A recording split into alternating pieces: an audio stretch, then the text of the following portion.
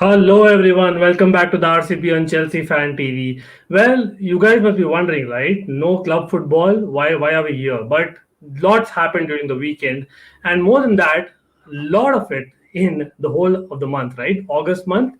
There's so much to talk about, but I think most importantly, the deadline day. Yes, the deadline day is here, transfer deadline day. That's just tomorrow, so we had to come and discuss with you all as to what's really happening.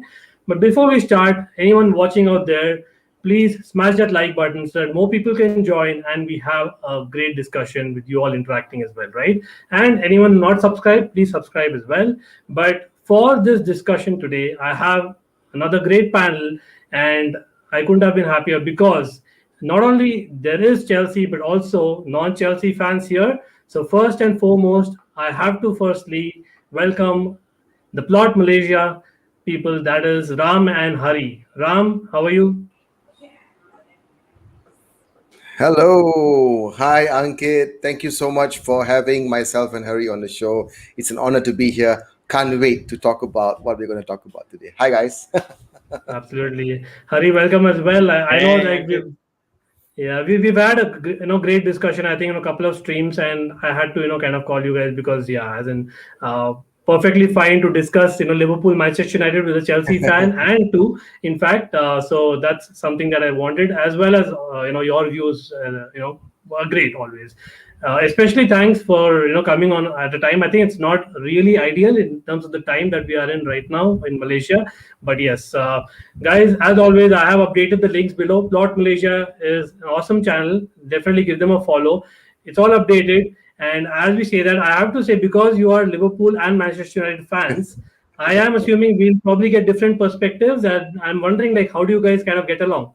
It's a great question, man. We get Why don't you asked take that one, Harry? we get that question a lot. So yeah, I mean, I'll give my perspective, and then Ram can tell you what he thinks as well. But to be honest, we're close. We're childhood friends. We're childhood friends. We grew up together, and we've always watched and Liverpool Man United games growing up all the time. We used to watch them together actually. So a lot of banter. Of course, sometimes it gets a bit heated, but it's fun. It's all fun and games. So we decided to start the channel, and I mean, in football, football is nothing without banter. I think football sport nothing without banter. So we have a lot of banter on our show. Obviously, we disagree on a lot of things, which creates a lot of debate, which is fun, which I think is important in a healthy in a football discussion. So that's what the channel is all about. The idea is to give fans of all football clubs a voice. I mean, watch a Man United Liverpool fan go at it against each other on a regular basis and debate issues on a regular basis. By the end of the day, we still catch up. We still have a beer together, for example. So it's all good. Great. And as I say that, I think it's time that I have to call in my buddy, another Chelsea fan, Taron. Welcome back, Taron. How are you? Yeah, really happy to be back on. Hey guys, yeah, thanks for the wait, Ram. Yeah, I'm really happy to be on with two special guests on the channel today. Unfortunately, they're United Liverpool fans. Very sorry about your kind of supporting guys. Really apologise, but happy to discuss everything with you guys, and yeah, looking forward to being back. Yes, absolutely. Lots to discuss about, but yes, we are also, expecting Chelsea Perspective Coachila to join. For regular watchers, you must have seen Chelsea Perspective, and he is joining any moment. But as he comes in, I think we should jump in. What do you say, guys? Let's jump in the first topic because there's lots to discuss today, right?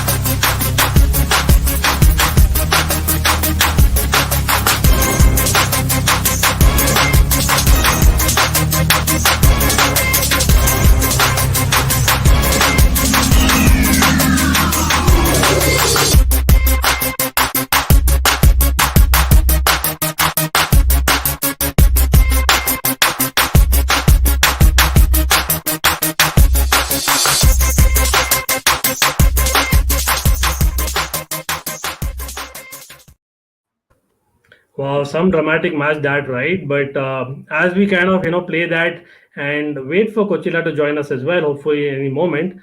We have a couple more guys, and Shiv is saying, "I thought Ram's background will be CR7." Yes, Ram. As in, what's wrong? Come on. Well, I'm actually away from my home where I normally do my shows. So I had to choose a white one. But thanks for a shout out. Maybe in the future I will have a CR7 background. Yeah. Yes, absolutely. And thanks everyone in the chat. Like anyone there, please smash that like button. We are discussing a lot of things and we need more people here. Of course, big up to Declared, Abhi, DJ Saf, Shrey, as well as Blue Clouds TV and Jordan and Amaya, of course, always, big up to you as well. But yes, getting into the, match, the dramatic match, Taron, I'll probably start with you. I'll try and share my screen because for me, the starting 11 itself was a little bit of surprise. I don't know whether it surprised you, but Taron, what do you think? Like, with Alonso not starting, sorry, Alonso starting instead of Chilwell not starting, and Christensen keeping his place, and it was identical to the Arsenal game, right? As in, were you surprised or not really? Not really. Not really. The only surprise I'd say was Timo Werner not coming back in up front, because we saw the absolute havoc he wrecked at Anfield last season, But last season it was Ozan Kabak and Fabinho, I believe, and now it's Matip and Van Dijk. So never would have been the same kind of impact. But Havertz, I do think he deserved to start. He was actually really under the radar, excellent against Arsenal. His movement was so good, and his link-up play with Lukaku was really good. So I wouldn't have been surprised if he came back in. And yeah, Chilwell, like you mentioned, Ankit, saw in your preview, you predicted Chilwell to start, but Tuchel's reiterated it many times. He hasn't had any minutes since the CL final. He's been at the Euros. He had a holiday for, in my opinion, no reason. The fact that he didn't play any minutes at the Euros, just kind of being like an extra kind of man in the squad after Luke Shaw's great performances. So yeah, I understand Chilwell not being thrown back in for a game. Anfield with the crowd, with a full strength kind of team. Alexander-Arnold, who can really wreak havoc on his day. Salah on that side as well. And, Alonso's been really, really good in the first two games. So, yeah, I understand that as well. And obviously, N'Golo Kante, it is a must for the big games. Unfortunately, got injured as well. And, yeah, the back three and the goalkeeper were pretty self-explanatory, I think. And Christensen was really superb as well. Absolutely. Like, I'll kind of go with you because Alonso has surprised me more than anyone, right? I mean, just the passion that is showing, like the energy, like that is so different. Probably 2017 Alonso is back, like in a way. I know time doesn't go back, but that's how it's feeling, right, for me. But again, like first 20 minutes, guys, I'm sure everyone in the chat agrees as well, and the panel, the first 20 minutes was like some scintillating football in terms of both the teams actually giving it at each other, and it was a great contest, so to speak, right? And of course then came the Havertz beautiful header. So Taron, like, were you surprised? Like, I know he has the ability, Havertz, but he's not really known for that kind of heading ability, as well as the strength that is showed in the first 25 minutes. Like, that's something outstanding, right, that is developing. Yeah, I thought in the first 20 minutes before the goal, I thought he was actually quite poor. He was getting beaten to a lot of the balls, getting pressed by Robertson really highly. And I was thinking, Mason Mount wouldn't have got beaten in the situations. But the thing about Havertz, he does have that moment in him. We saw in the CL final out of nowhere, many times last season, the Fulham game where he got 2 goals, many instances where he can switch a button, click his finger, and he can turn into this absolute magician. And yeah, I'm not really surprised when I see Havertz scoring these goals, to be honest. Like you said, the goal, he does have that in his locker. Like he said, the header was absolutely magnificent. It was not a bit of luck, in my opinion. It was a lot of technique. Some people were saying he was just looking to get to the back post to a run. But I think that was meant for the top corner, and he hit it in the end. So really, really great from Havertz. And, the rest of the game, it was unfortunate he got taken off, because I thought if it was 11v11, he could have had a massive impact, when the game was more stretched and he can get in between the lines, running behind Van Dijk and Matip. So I thought it was a big loss to have him. And many instances I've seen with Chelsea, when we're down to 10 men, Havertz has been the one taken off. And it's really, I say, disheartening, especially after scoring the goal. And, Mason Mount wasn't, I'd say, excellent in the second half. And I would have preferred Havertz to stay on with Romelu Lukaku, to be them two. They have pace, power, technique, everything you need against a high team. So, yeah, I would have expected him to come on. But that was a superb header. Alisson, this stuff never happens to him. He's so sharp, so tall, so good at saving any shot. And he was nowhere to be seen on that goal. He was absolutely flailing for his life to try and save that. So absolutely beautiful header. And it was unfortunate he got taken off. I wanted to see more from him. Yep, absolutely. And like, obviously, I'll get in the Liverpool chat now with Hari. So Hari, let me share my screen as well, because I think Liverpool now, for me, I don't know about you, Hari, but of course, we discussed on your channel as well a couple of days ago, but Harvey Elliott starting, like, such a big game, such a youngster starting. Like, I'm sure that surprised you, right? As in, he was like fantastic. Like, he was playing probably like an overlapping midfielder and a winger at times. Yeah, I mean, I think we spoke about it in our stream as well a few days ago, but I didn't predict this lineup. So I predicted Jota to start instead of Firmino, and then I had Henderson, Fabinho starting along with Naby Keita, who's actually had a good start to the season. The only reason I didn't have Elliott for this game was I thought too soon, 18-year-old Chelsea, big game, intense game, and the kind of midfield and players Chelsea have all across the pitch. So I thought a bit too soon for him.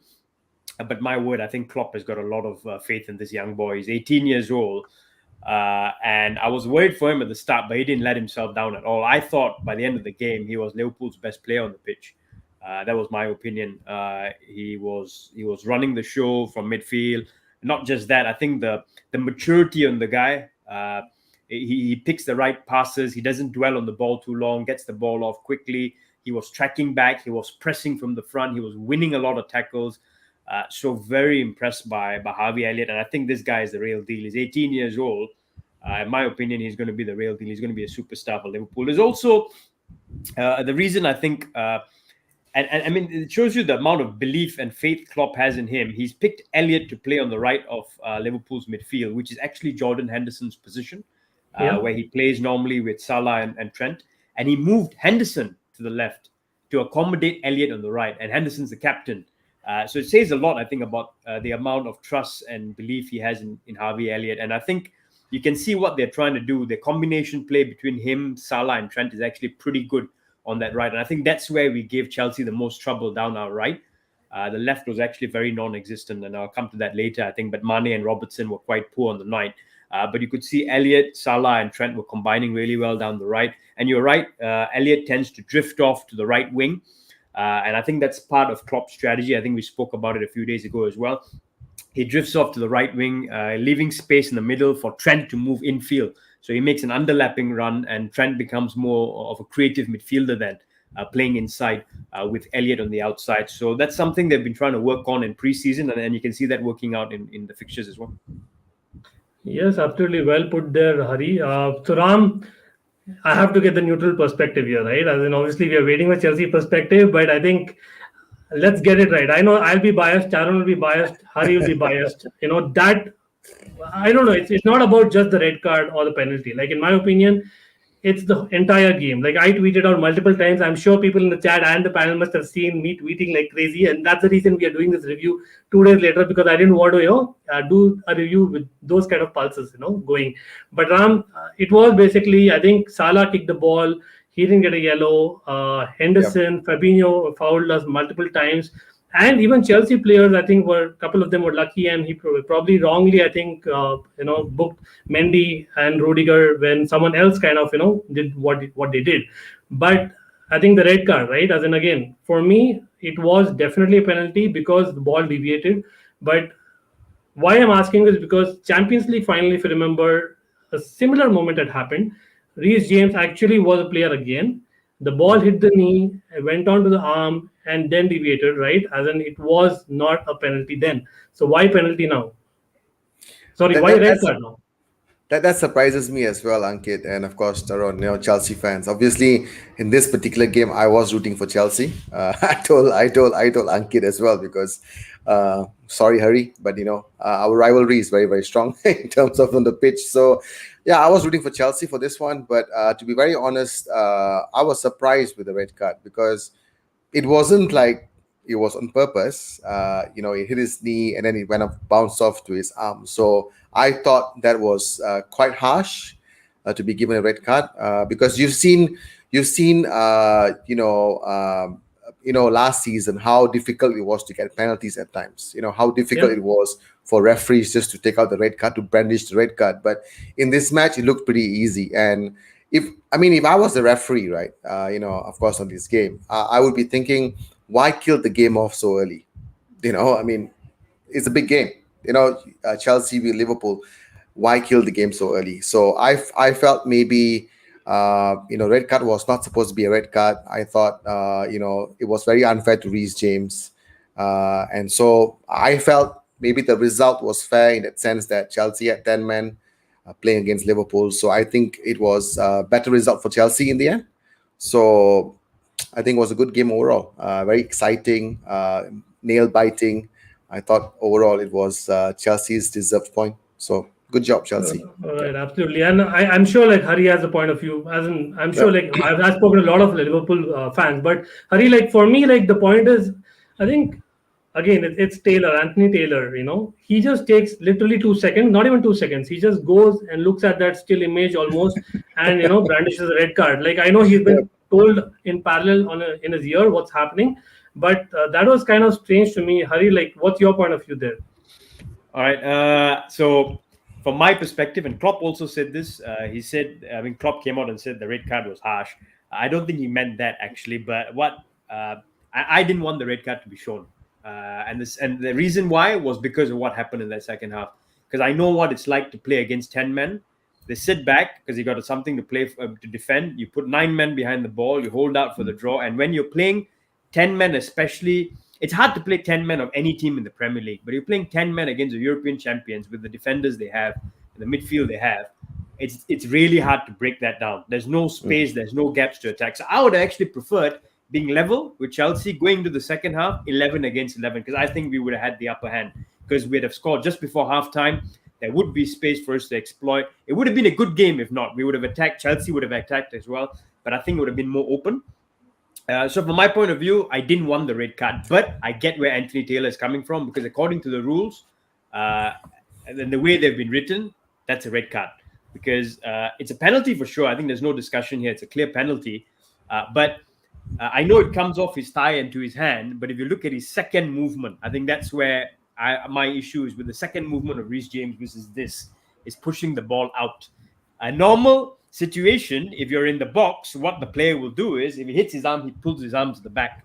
Exactly. Right? But if Reece James pulls his arm to the back, there the ball goes in the net. So he's intentionally done this instead of this.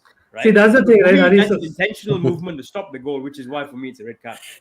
Yes, I get your point totally. Like that's the first thing which comes to mind. But if you actually carefully look at it, like it's still not conclusive whether he actually moves the ball because of that. He basically just panics, right? And that's what he shouldn't have done. Like I actually went on Instagram, actually messaged Reece James. Like trust me, I actually did that. Like that's something that one should not do. But yes, as we speak that, like we have a few people joining in the chat, so we have to big up them as well. I think Mikhail has joined. Dominic, big up to you.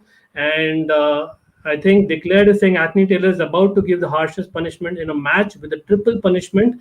He can look at the replay at least once to make sure.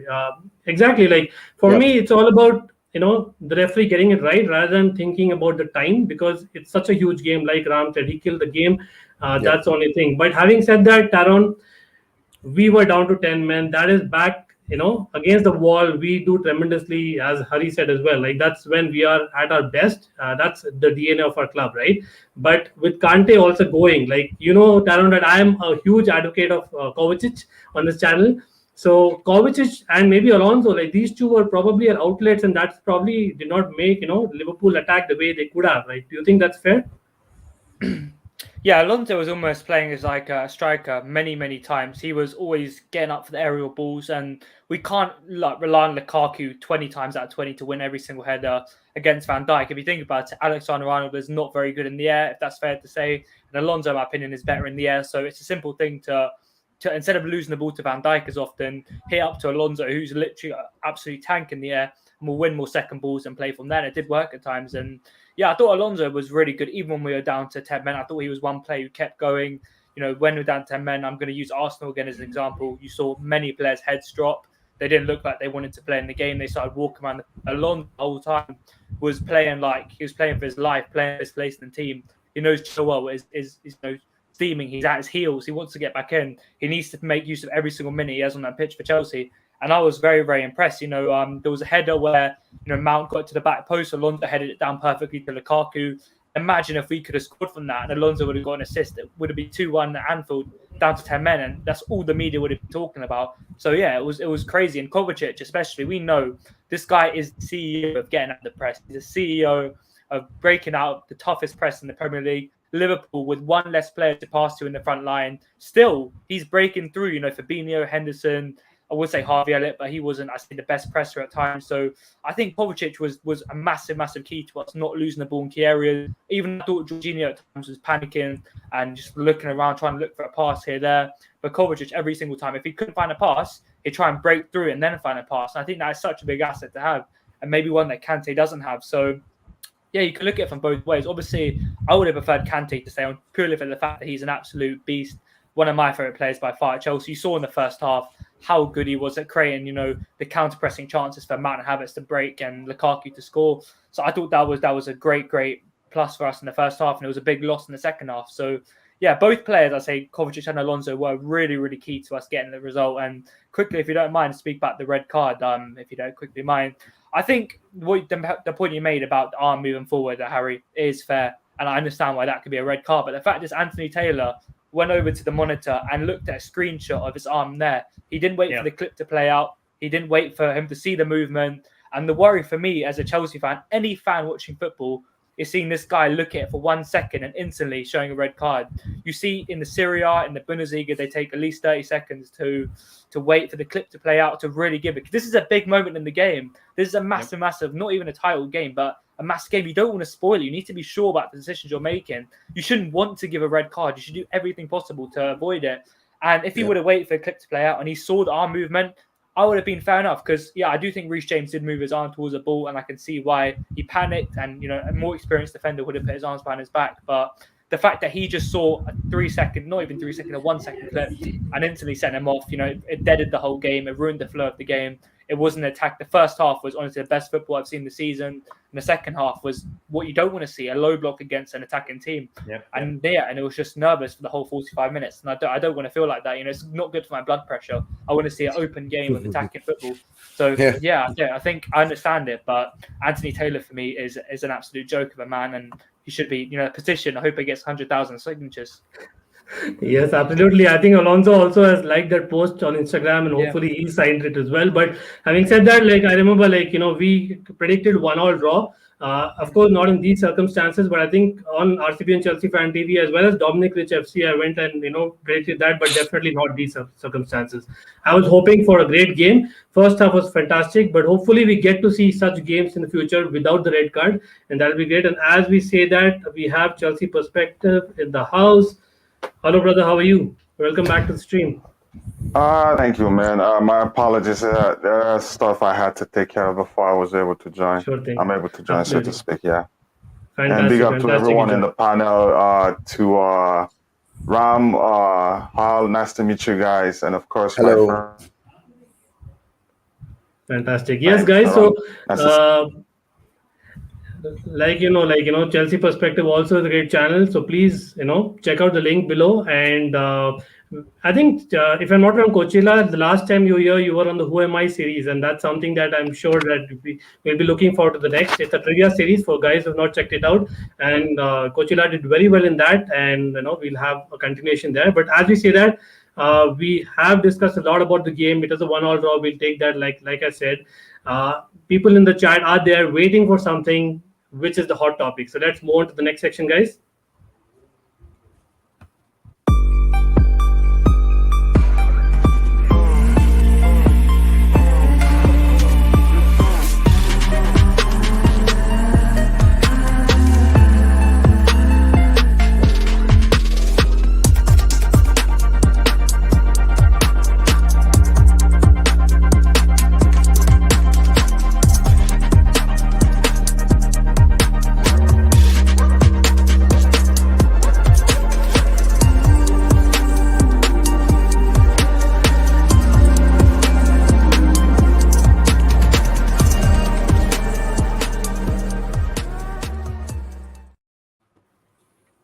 Okay, so we'll probably start with Coachila. I know a lot of transfer speculation going around. It's deadline day, eve of the deadline day that we are at. So Coachila, I think the news, Twitter world, especially for the Chelsea community, kind of broke through today with the Kounde news that Kounde is probably not going to happen.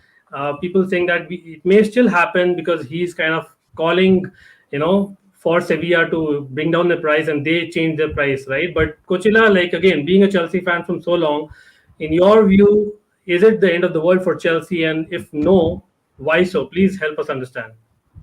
I mean, while first I have to argue since Zuma has left the club, signing Kounde is very critical. But if that doesn't happen, it's not the end of the world. And that's why I had a video where I was arguing with Taron whether we do really need Kounde. Well, we have somebody like, what's his name again? Trevor Chalobah, who's been brilliant during the preseason. He's played in the Super Cup. He played the first game of the season, and he didn't put a foot wrong. But we need squad depth. That's just the truth. We need squad depth. But if we don't get him, it's not the end of the world. But will it still happen? If you ask me, I'd say yes, I think it still happen because if Sevilla don't sell him now, come next season, they sell him for a lower price, and I don't see that happening. Interesting. Like, certainly, like for me, if you ask me, like, we are fine, like even without him. But yes, Kounde, like I think Taron and previously a lot of people in the panel have mentioned that he adds a feather in our cap, and that's something that to win championships we probably need in the long run, considering the age of our defense. But I'll come to Ram. I think obviously in the beginning we spoke about CR7 probably not getting the 7 number, which will be kind of strange this time. But I have to say, firstly, congratulations, Ram, for a fantastic window for Manchester United. As much as I don't like saying it, but I think this time, after a long time, it was due. I know that you guys haven't had a long, good window for a long time. But now that you've had such a window, do you think it's enough for Ole to be expected to win the league or at least a major cup? Thank you, Ankit, for that question. And first of all, once again, thank you guys for having us on the show. It's an honor to be here as well. So about the question on whether I think right now does Ole have enough firepower to actually challenge for the title? Yes and no, to be honest, because we do have the players now. Of course, going forward, we look like a threat. But to be very honest, against Wolves yesterday when I was watching the game, I wasn't very impressed with the attacking. So if some of you did catch the game, obviously you would feel that Wolves were a better team yesterday. They could have easily won the game. So definitely there's a lot of things that needs to be worked on. A lot of things. Of course, with Ronaldo coming in, it's going to add a lot more winning mentality, I think, to the team. He's probably going to take charge on, giving a lot of these younger players something to learn about, something to look at in terms of going forward. But what I honestly feel, what I've always wanted for United was to always have a replacement for Fred, because to be honest, Fred in his mind, all right, he is a Brazilian, so he thinks that he can make that pass in his mind, but once the ball lifts his feet, it goes somewhere else. So that is the issue that United is facing at the moment. So I think it's all about just getting the right defensive midfielder if possible. There were rumors about Saul Niguez, Kamavinga, what have you, but as of now, I don't think so anymore is coming on. But I'm going to say that if Ole does not win the Premier League or a challenge for anything this season, then I have to say his time could be up. So he has all the firepower. It's just up to him to make it happen. So yeah, that's what I feel. Yeah. Yes, I agree with you. Like I've been calling for it a long time, but probably like now I feel like you have the squad and I don't want him to go because I think as soon as a new manager comes in, he'll probably be in a much better situation. But quickly, because you mentioned about the names, I'll ask you like one name that you feel is the right fit for the DM role. For you, who'll that be? Well, I've always been a big fan of Saul Niguez, to be very honest, because he has an attacking mind, but he can also be someone that can sit back and actually hold the midfield. Right now, if you look at what we have, of course McTominay, who went through surgery. He won't be able to be fit. We've got Matic, who's getting older, so he's not going to be able to have more game time to challenge. So Fred is currently the only the best DM that we have at the moment. So do you think Ronaldo can replace? He already is. I think he's going to be the manager, and I think Ole is going to be the assistant. Probably the time that I think Messi was, I think with Luis Enrique, if I remember right, as in it's going to happen. Yeah, I think that's a good one though. I think Ronaldo can be player manager. you know, and Ole can be his assistant for all you know. But hey, anything's possible. So I feel Saul Niguez will be a good replacement. If not, I would even settle for Ruben Neves. Yeah. That would be a good shout as well for United to get. Yeah. Yeah, and that's what like you touched upon that, but I'll not take your view because we did not discuss the Man United game, and I was waiting for people to join who kind of follow United as well, and they have. Okay. Obviously, being a Liverpool fan, you will probably be anti-United, Hari. So I'll go to Taron for this one. Taron, I think surely there's an agenda, right? As in, been happening over the last decades or so. That challenge between Neves and Paul Pogba, it wasn't a 50-50. As in, what do you reckon? It definitely wasn't what Graham Souness was making out. It was not a leg break, in my opinion. It wasn't as bad as, if you've seen Souness's challenges back in the day, he literally used to just stamp on people's shoulders and stuff and, get a yellow card. But I think it was definitely a foul. It's very worrying that the referee was standing so close to it and couldn't see it. And although with the replay, with the slow motion, you could clearly see it in real time. It might have been harder to see. You could argue that. But that's where, the VAR has been put in. It's like a £100 million contraption. Look at the VAR. It's there in place. So you can look at these kind of things and you can look at it and see if it was really a foul or not. And my concern is they could see it in slow motion. They could clearly see that it was a foul. He did not win the ball and they still let it go on as a game. And, it's not like it was just the play. That was the goal. And that was the key moment in the game. And that makes me wonder, without VAR, is there any difference, in my opinion? Probably not at this stage, apart from the offside calls. So, yeah, that was really worrying. And at the time, I didn't think it was a foul. I did think it was 50-50 as well. But with 3 or 4 replays, Pogba didn't really touch the ball. And you can see the shin pad of Ruben Neves move. And that's got me wondering, why does Ram want Ruben Neves? He is so angry in his post-match interview. Does he really want to play for United now? I don't really know. But, yeah, you got to feel for him at that stage. All the Wolves players went over to him. They lost their heads. The fans were absolutely fuming because they know that it was a foul as well, right in the stadium looking at it. And yeah, that is an argument. Like Bobby says, last season, the penalties and whether you can argue they were fair penalties, a lot of penalties, a lot of decisions went to United's ways. Even as Chelsea fans, Azpilicueta getting put in a chokehold by Maguire, Batshuayi getting his private area kicked by Maguire. So many instances where, Man United have been getting away with it, but they didn't win a league, so I can't really argue with it too much. This is what happens in football. You can't really rely on decisions to win games. You just have to go out there and win on your own tactics and your own kind of things. But yeah, I definitely think it was a foul. You got to feel for Ruben Neves. Really, really unfortunate for him. And yeah, Wolves were definitely the better team. And if I was a Man United fan right now, I would have been looking at that game with Jadon Sancho, now in the attack, all these other players, and being really, really worried that the spine of the team is still so weak. And when you start to play a bit of attacking football, you get opened up so easily. And it could have been 3-0 in the first half, in my opinion.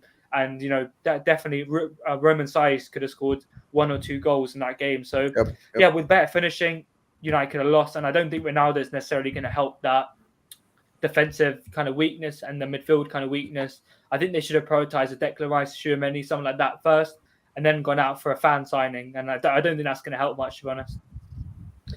Yes, brilliantly put there, Taron. But again, Ram, no disrespect there. Like we just kind of putting across views, and I agree with Taron there. Like I have to say, right, the rub of the green is something that United have been getting, and Hari would agree. Like coming to Hari, like I know the Wolves game again. Like Taron said, had some great players. I think Trincao is probably a Barca player at Wolves, but Brilliant I think. player. Exactly. Like, Liverpool could do with such a player in the transfer window. Like, don't you think, like, I know Harvey Elliott is brilliant and you have a lot of people coming back from injuries, but someone who kind of opens up, especially at midfield, right? Don't you think Liverpool lack that, Hari? Actually, not in midfield. So, I mean, initially when at the start of the window, Gini Wijnaldum obviously left on a free to PSG. And then, I was clamoring along with a lot of Liverpool fans for a replacement in midfield. But now, to be honest, with Elliott in there and then looking at the players that are back, Keita is fit now, the Ox is fit, Fabinho, Henderson are going to play in midfield this year as opposed to defense where they played 50% or 70% of their games last year. Thiago is back fit now again as well.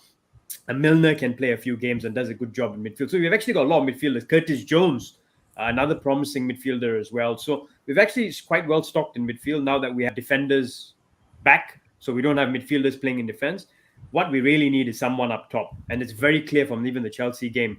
At the moment Firmino gets injured, we have Jota and we have no one else coming off the bench. Minamino is there, but Klopp really doesn't trust him. Origi can't even make the squad. Shaqiri has been sold.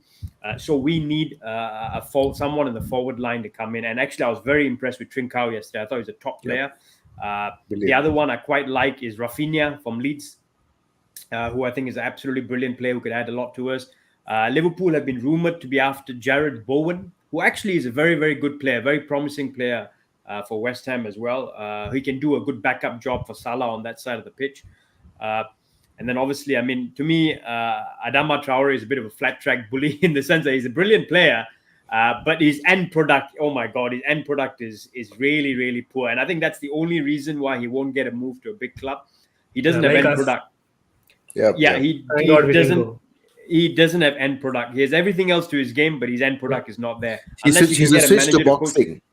You should go boxing, Yes, I think Taron mentioned it previously as well. The bodybuilding, that's what he's really for. But yeah, fair point there, Hari. And then it'll be an interesting deadline there for sure. But I have to come to Coachila because I think another news Coachila which has come just in the last, I think, few hours is that Hudson-Odoi, I think Declan mentioned in the comments that Hudson-Odoi is not only a target for Dortmund to go on loan, but also I think a big Premier League side has opted to kind of bid for Hudson-Odoi, maybe on a permanent move. So Coachila, your thoughts there? For me, he's a great dribbler who can work, especially with us not being a centre back, not getting us the Kounde probably, as in he could work on the wings, right?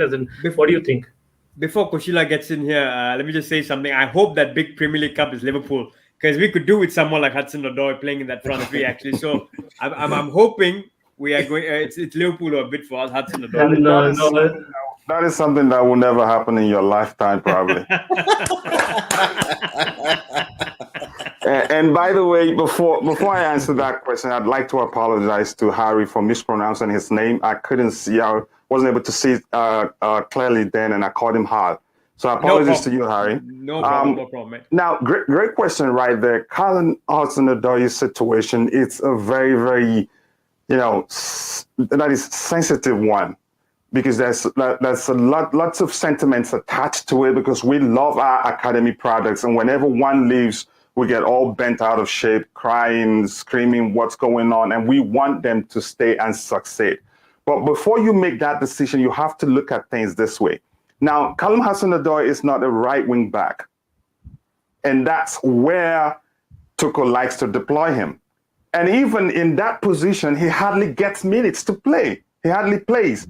So around 1,500 something minutes, he's only played around 100 of it, or 100 and a little bit more of it, and that's not enough for a player who's still developing. So we cannot be selfish. We have to also try and see things from the perspective of the player himself and let him live on loan where he can get game time and become that player we all know he can become. He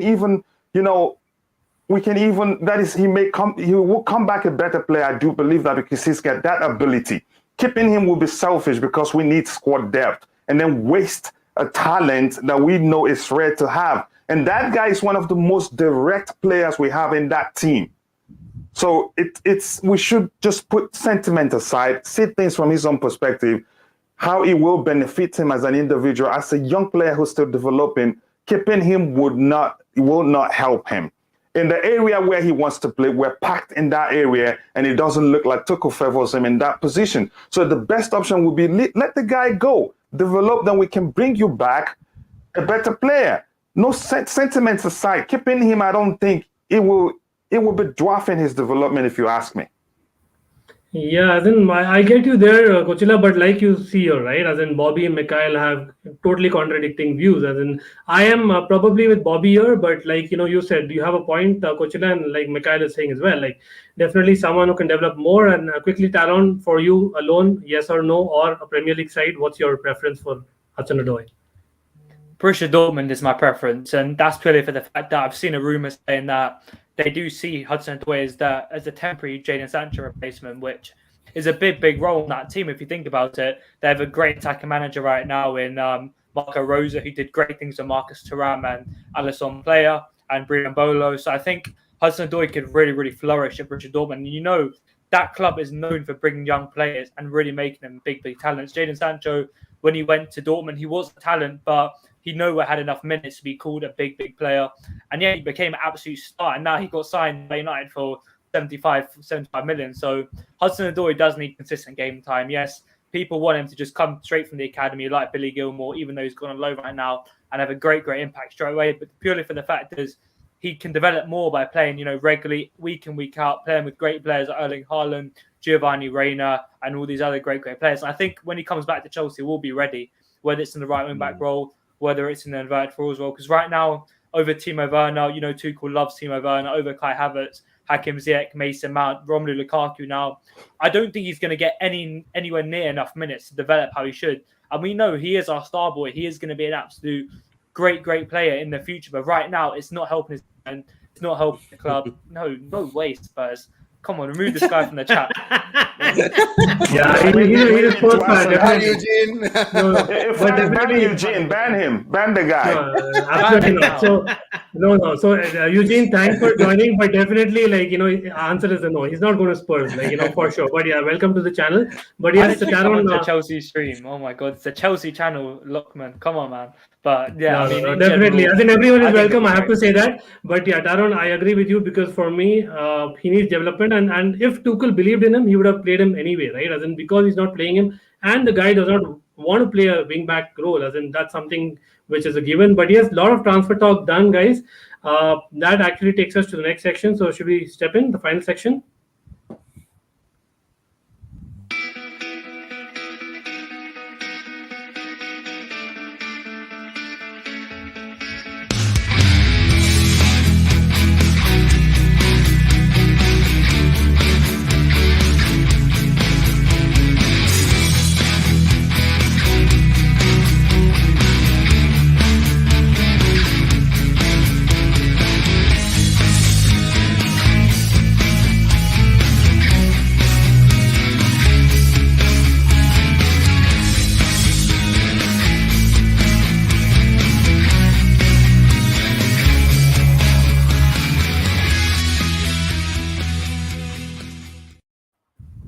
Okay, now I know why the Spurs comment came by, because I just realized Spurs are on top of the table, and it pains me to say that, but it's just 3 weeks, guys. Come on, Eugene, I think you should realize it's just 3 weeks and we're not coming to any conclusions yet.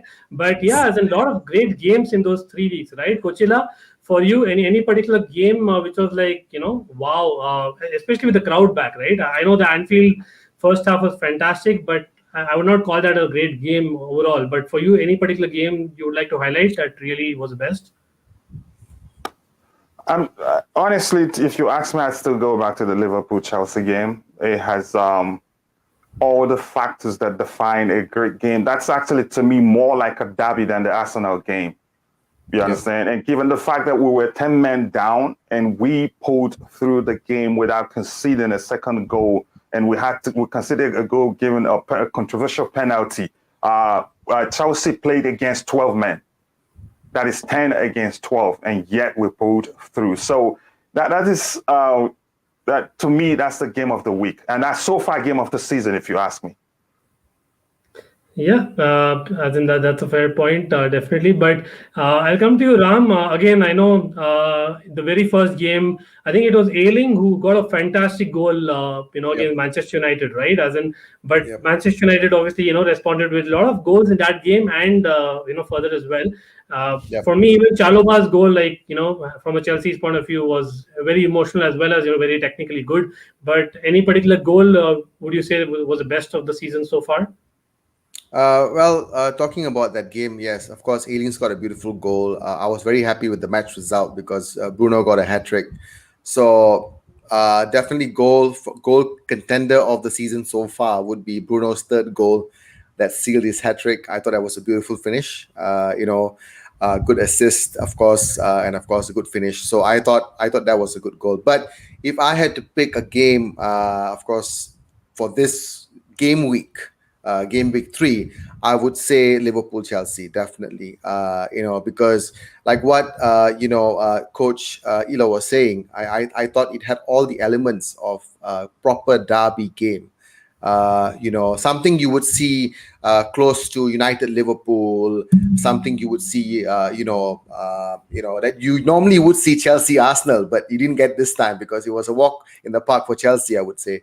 But yeah, I thought Liverpool Chelsea was absolutely the game of the week for me.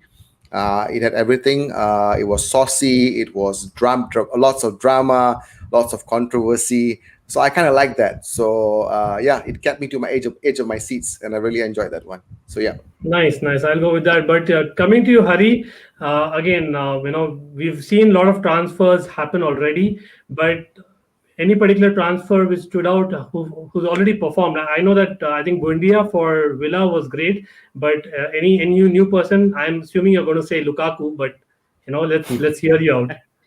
No, actually, for me, for a player, okay, I think two things to this. The player for me that stood out in the first 3 weeks so far, not a transfer, but the player that has stood out for me is Mikel Antonio.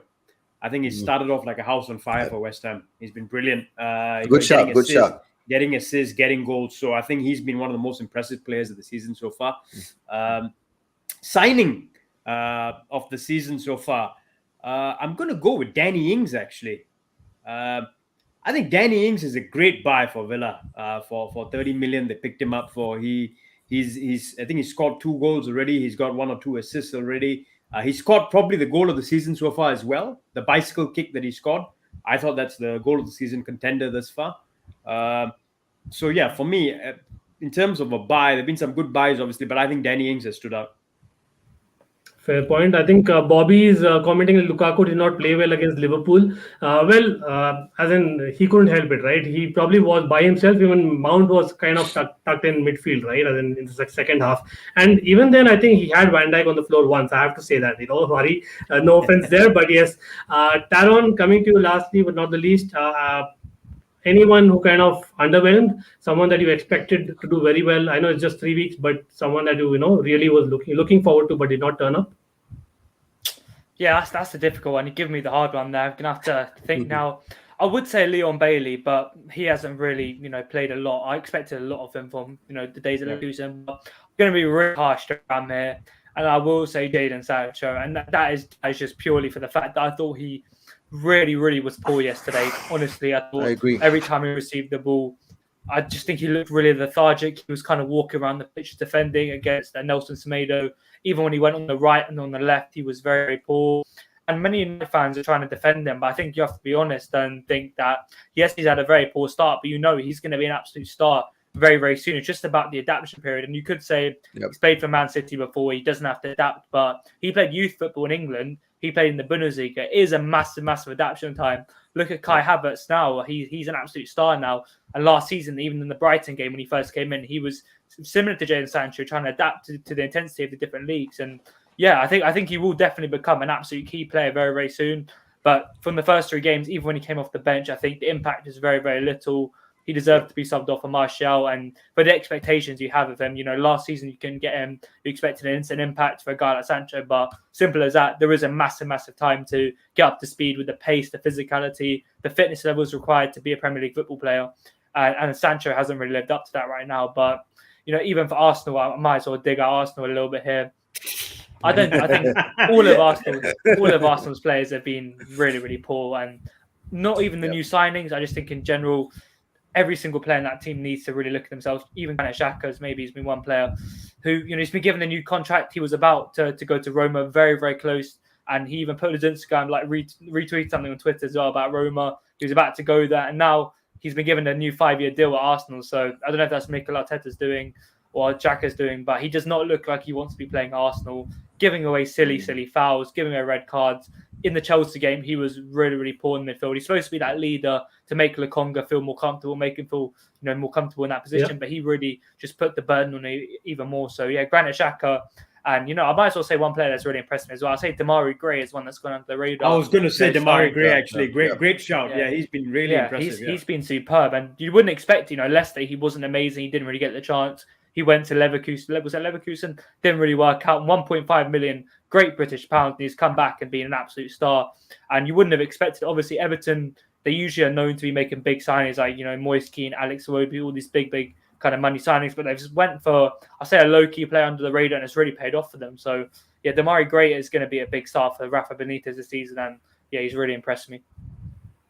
Yeah, fair shouts and great calls there. But guys in the chat, again, I don't think we have the time to do 11, but, I wish we had, because I know that a couple of us are supposed to go on another stream. But before that, I would like you to actually comment with your, top 11 or, who was the underwhelming performer this particular 3 weeks, right, in August. And we'll come back and revisit that as the season goes on and see, if that fits in well as well, right? And as we are kind of about to end, big up to Prasanna who just joined as well, Blue Clouds TV as well. Yes, we are having deadline day tomorrow. So hopefully by the time we stream again or meet again, we will have Kounde in. So, don't want to be disappointed. I think we are good. And I'm sure Hari and Ram would agree that their clubs are good, even if they don't make any transfers. Obviously, more the merrier, right? And that's something that we cannot say, much about. Yep. But yes, thanks for everyone to join. And again, please smash that like button, subscribe if you haven't. Check out the description, because everyone in the panel, all their links are below. Give them a follow. I think everyone has a podcast or a channel here, and I personally recommend it highly. Of course, some people in the chat, like I mentioned, Blue Clouds TV, Prasanna, Shrey. I'm missing a lot of names, but I would like you to network, because it's a Chelsea community, and of course, other channels, other club people are also welcome as well. That's something that we always like to talk about football, and as I said, the more the merrier. But firstly, Plot Malaysia, thanks a lot for joining. Ram, thanks for having us. Perfect. Yeah, Ram, any final thoughts that you would like to add? Feel free to plug in as well. I'm just going to say, looking forward to the, of course, not really looking forward for the international break, because I really want to see some football, but can't wait for the next games to come on. And of course, looking forward, to see when Liverpool United will play with Chelsea, and probably we can have a discussion then as well. It'll be fun. Nice meeting you as well, Taron, and of course, Coachila. It's been brilliant discussion. Thank you so much. Nice to meet you, Ram. Yeah. Yes, we will have this again for sure, because our discussion doesn't end here. But Hari, over to you, mate. And thanks again, Hari, for coming in, and we look forward to having you again. And any final thoughts? No, guys, thanks for having us. It's been fantastic discussion. I thought Ram for a moment there was going to say he's looking forward to Cristiano Ronaldo's unveiling, or his second debut for the club, which is coming up in a week or so. But yeah, looking forward to deadline day. We're not expected to do any business, but fingers crossed, you never know. Hopefully someone comes in for Liverpool. So going to keep a close lookout for deadline day. And of course, the big Mbappe transfer, is that happening? Yes or no? So it'll be quite interesting, I think. Yes, definitely. It's one of those deadline days which is very different to other years, and the transfer window, in totality, right? But Coachila, Chelsea perspective, very helpful. Again, I request all of you to follow Chelsea perspective in particular, because I know how much effort he puts in. But thanks for coming in. I know it was a busy schedule for you, but still you managed it, and great to have your thoughts. Any final thoughts for you? I'm still hopeful that Chelsea will be able to get in two players, a midfielder and then a defender in Kounde. Hopefully we'll see that happen. I haven't given up. There's still time. We know how we operate. So hopefully we get the surprise by tomorrow morning, or even by the end of the day today. I don't know what time it is for everybody. Some are already in the next day. I'm not sure. So yeah, it is Chelsea perspective everywhere on Twitter, Instagram, Reddit, and on Facebook. So if you check me out, then you like what you see, please subscribe and tell others about the channel. Thank you. Thank you again. And last but not the least, Taron, fantastic to hear your views. And we had Dominic in the chat also kind of praising, because he really likes your views, among a lot of others. Thanks again for coming on. And of course, Taron has been busy of late, but definitely go and check out his podcast as well. And a lot of work that he does, I think, on the other side of the coin, as well as Chelsea perspective. And I'm lucky enough to have him again. Taron, any final thoughts from you? Yeah, first of all, I'd say thank you, Ankit, for having me, and I'll give you and Chelsea perspective a shout out in a second. But yeah, I'll start by saying Ram and Harry, it's been great to meet you. Very, very knowledgeable and very, very kind, very, very funny fans. Love to have you on the Perfect Tactic podcast very soon. I'll reach out to him on Twitter, and hopefully we can sort that out. And yeah, Ankit and Coachila, two of my by far favorite members on Twitter, and like I say, two great friends of mine as well. Really kind, really, really knowledgeable, and really, really great people. And yeah, I'm looking forward to me and Coachila's kind of partnership on Just Perspective in the future as well. Exciting things coming very, very soon tomorrow as well. And yeah, just quickly, I'd say I think Jules Kounde is still going to sign for Chelsea. I think it's a bluff by Chelsea to put all that news trying to say that they don't want to pay the clause. I think Sevilla will lower their demands. It always happens. Lukaku is supposed to be 120 million. Kai Havertz is supposed to be more. Timo Werner was supposed to be more. But we always find a way. So I'm very, very convinced. Hopefully, I don't have egg on my face by Thursday, but I'm very, very convinced. And hopefully on my birthday on Wednesday, deadline day, we do have my birthday present being Jules Kounde being availed. This Wednesday. Yeah, happy birthday, man. Happy birthday. Happy birthday. Thank you guys. Thank you guys. Happy 18th. Yeah, but I'm really excited. Good one. Definitely looking forward to it. But yes, thanks again for everyone in the chat. Couldn't thank you enough. But yes, great to have the Plot Malaysia, Chelsea Perspective, and Taron again. And we'll be back with, like Taron said, hopefully some good news, when it comes to transfers and the Who Am I trivia series as well. Till then, have a good one. Take care, and everyone, just peace out. Cheers. Thanks once again, Ankit. Thank you, everyone. Cheers, guys. Thank you. Nice to meet you guys.